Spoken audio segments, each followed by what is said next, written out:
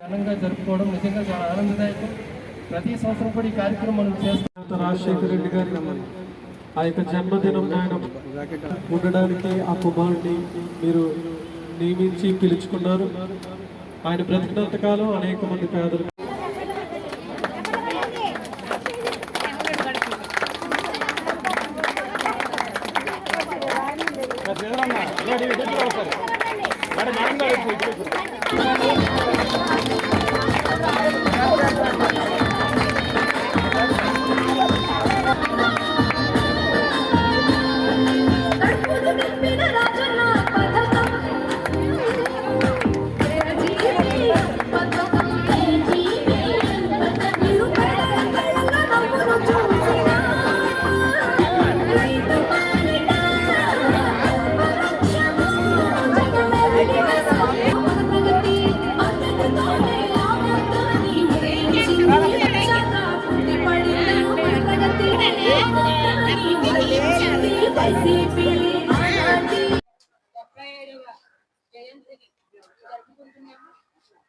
మరి రాజశేఖర్ రెడ్డి గారు మన ఆంధ్రప్రదేశ్లోని 16వ ముఖ్యమంత్రిగా ఎన్నికయ్యారు. మరి ఎన్నికైన వెంటనే ఆయన మొట్టమొదటి సంతకం ఉచిత విద్యకు. మరి రైతులందరూ కూడా అందుకు ముందు వరకు కూడా పంటలు పండించి తగిన పండగ నష్టపోయిన రైతులందరూ కూడా సూసైడ్ చేసుకునే తరుణంలో మరి ఆయన మొట్టమొదటి నిర్ణయం వాళ్ళకి అలాంటివి జరగకూడదు, రైతులు బాగుంటేనే మనం బాగుంటాం, మనం 2 కోట్ల మనం భోజనం చేయాలంటే అక్కడ బాగుండాల్సింది రైతు.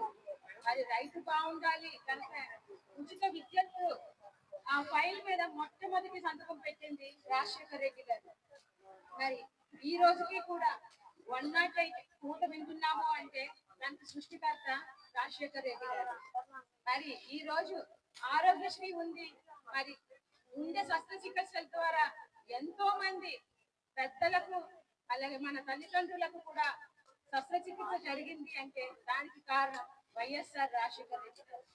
నిజంగా ఆయన సేవలు చెప్పుకుంటూ ఉంటే రోజే సరిపోదు.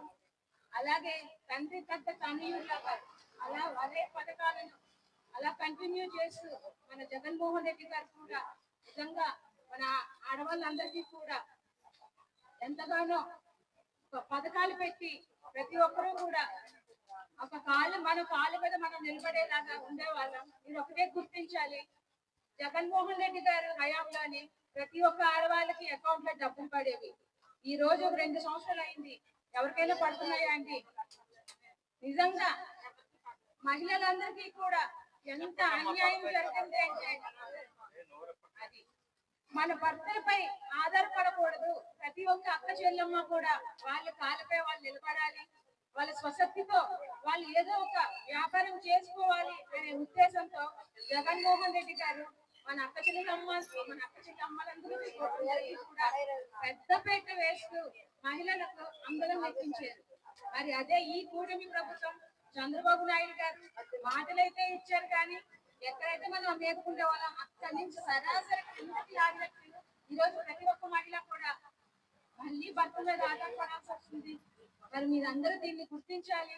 అలాగే వైఎస్ఆర్ మన రాజశేఖర రెడ్డి గారు నిజంగా వాళ్ళ కుటుంబం అంటేనే పేదలకు వాళ్ళు ఎక్కువగా పెద్దపీట వేస్తారు.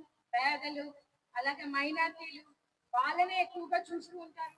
మరి అదే తరహాలో కూడా మా జగన్మోహన్ రెడ్డి గారు కూడా అలాగే అన్నిపాటిలోనే నడుస్తూ తన హయాంలో కూడా నిజంగా మనకి ఎంతో చక్కగా జరిగాయి అన్ని కూడా. ఇది ఒక్కటే నిదర్శనం అండి.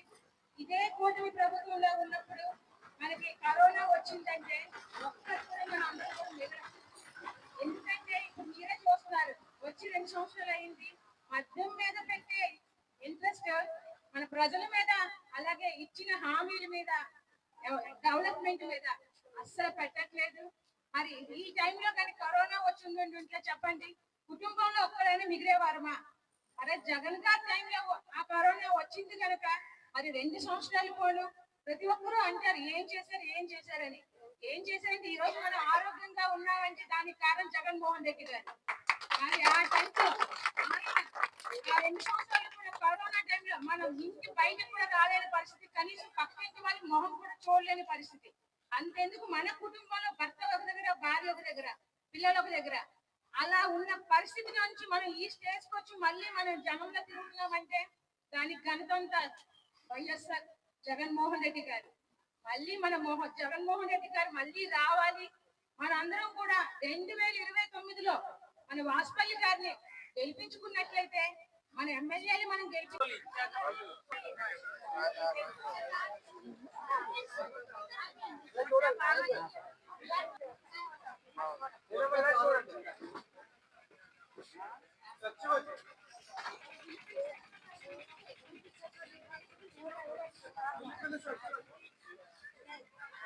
రాజశేఖర్ రెడ్డి గారి 77వ జయంతి పురస్కరించుకొని 41వ వార్డులో ప్రజలతో ఈ రోజు చాలా సంతోషంగా ఆయన జన్మదినాన్ని జరుపుకున్నాము.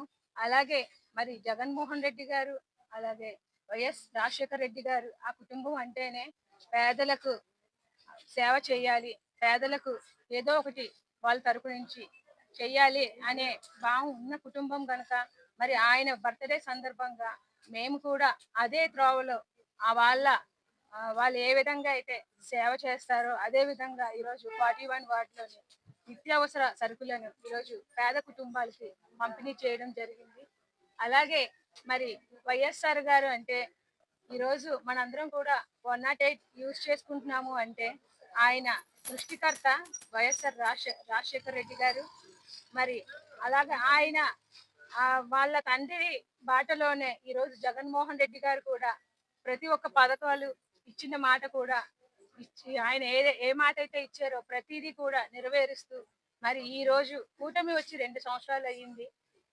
అంటే 41 వార్డులోని బాగా పేద కుటుంబాలు, అలాగే భర్త చనిపోయిన వాళ్ళు, అలాగే వికలాంగులు, ఇటువంటి వాళ్ళు చాలా మంది ఉన్నారు. మరి వారందరికీ కూడా కొత్త పెన్షన్స్ అయితే 2 సంవత్సరాలు అయింది, ఇప్పటి వరకు తీయలేదు.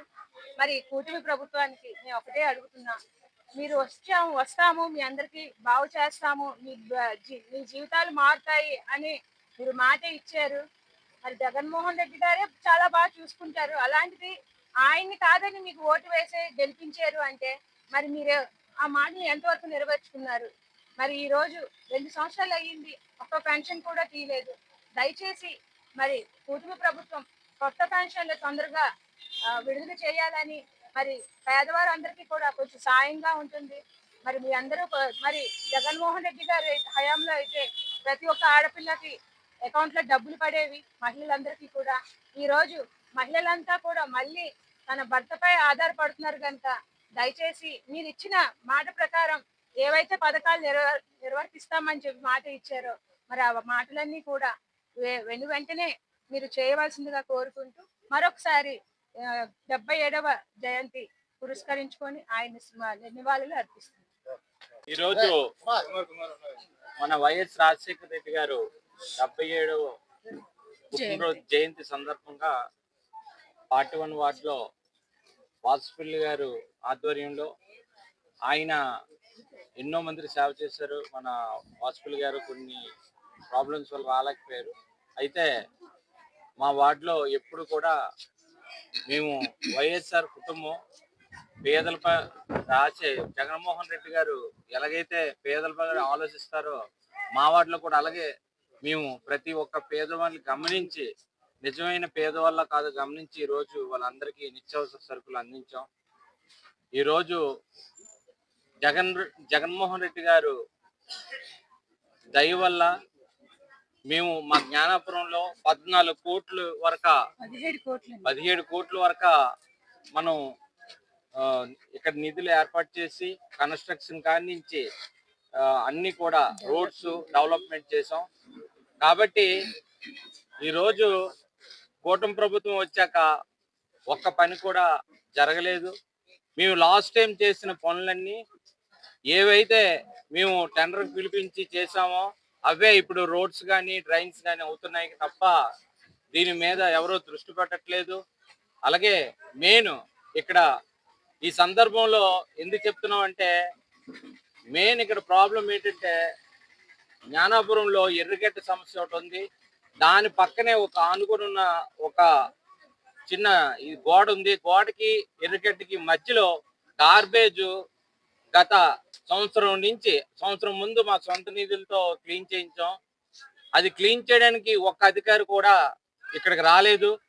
దానివల్ల చాలా మంది డెంగీ ఫీవర్లు, చాలా మంది ఫిట్స్ ఇలాంటి విచిత్రమైన వ్యాధులకి గురవుతున్నారు. వీళ్ళందరికీ ఎవరు అధికారులకు లెటర్లు ఇచ్చినా పట్టించుకోవట్లేదు. ఇది మా వర్క్ కాదు, మా వర్క్ అని చెప్పి తప్పించుకుంటున్నారు తప్ప ఒక్కరోజు కూడా కమిషనర్ గారు కూడా మేము రమ్మని చెప్పాం, రాలేదు. ఏదైనా వర్షం పడి ఇక్కడ ఎవరికైనా ప్రాణ నష్టం జరిగితే అది మాత్రం కూటమి ప్రభుత్వం ఉంది, ఇక్కడ కమిషనర్ గారిదని తెలియజేసుకుంటున్నాం. కమిషనర్ గారు మెయిన్ రోడ్స్ మెయిన్ ఇవన్నీ మీరు చూస్తున్నారు తప్ప ఇలాంటి పేదలు ఉన్న దాదాపు 13,000 మంది ఇక్కడ బతుకుతున్నారు. వాళ్ళందరికీ కూడా ఎటువంటి సౌకర్యం లేదు. కాబట్టి అవన్నీ అందుతున్న మధ్యన మీరు పంపించిన ఇక్కడ దానికి ఒక లంచం తీసుకొని ఏ పనులు కూడా 100% చేయట్లేదు. కాబట్టి ఈ రోజు మన రాజశేఖర రెడ్డి గారి పుట్టినరోజు సందర్భంగా మీకు వినయంగా కోరుతుంది ఏంటంటే మా వార్డుకి విజిట్ చేయండి. మా వార్డుకి సడన్ గా విజిట్ చేసి ఎవరెవరైతే అధికారులు ఉన్నారో వాళ్ళ మీద మీరు డైరెక్ట్ యాక్షన్ తీసుకోండి. ఇక్కడ శ్మశానం మీద ఉన్న ఇంట్రెస్ట్ జ్ఞానాపురం గార్బేజ్ ఇవి తొలగించడంలో ఇంట్రెస్ట్ లేదు. శ్మశానంలో మరి ఎంత డబ్బు వస్తుందో మాకైతే తెలియదు. ఎందుకంటే మేము ఎప్పుడూ చూడలేదు. ఎంతో డబ్బు సంపాదించడానికి ఉదయాన్నే అక్కడికి వెళ్ళి అక్కడ కూర్చి ఎవరు చనిపోతారు, వాళ్ళ మీద ఎంత డబ్బు సంపాదిద్దాం ఆలోచనలో ఉన్నారు తప్ప వేరే ఆలోచనలు ఎటువంటివి లేవు. కనుక మీరు దయచేసి జీవీఎంసీ కమిషనర్ గారికి ఇది ఒక్కసారి ఆలోచించండి. మేము కూడా జ్ఞానాపురంలో అందరూ ట్యాక్సులు కడుతున్నారు, పైపులకి కాని నుంచి అన్ని ట్యాక్సులు కడుతున్నారు, కరెంటు బిల్లు కడుతున్నారు.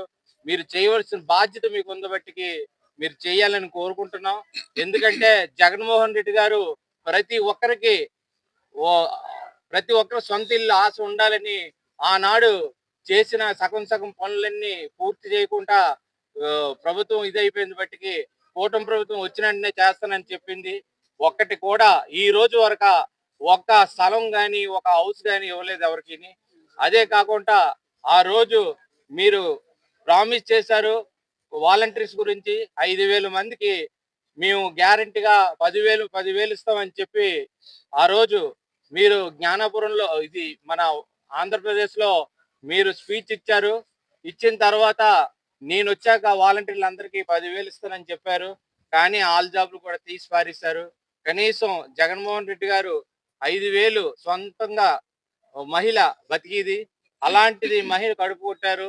కాబట్టి ఇవన్నీ మీరు ఏ పథకాలు పెట్టారో అవి ఒకరికి ఇచ్చి ఫుల్ఫిల్ అయిపోయాయని మీరు చెప్పకండి. ప్రతిది కూడా మీరు చేసి చూపించి అప్పుడు మీరు చెప్పండి. కంపల్సరీగా ప్రజలు హర్షిస్తారు. అంతేగాని అబద్ధాలు బూటక మాటలు చెప్పకండి. ఎవరైనా అడిగితే వాళ్ళందరినీ ఇబ్బంది పెడుతున్నారు. మీరు అలాంటివన్నీ మానుకోండి. ఇప్పటికైనా లోకేష్ గారిని మంత్రి చేద్దాం, ముఖ్యమంత్రి చేద్దాం అనుకున్న వాళ్ళు మీరు ప్రతి ఏరియాని ఖచ్చితంగా సమస్యలు తెలుసుకొని చెయ్యండి అని కోరుకుంటూ సెలవు తీసుకుంటాను.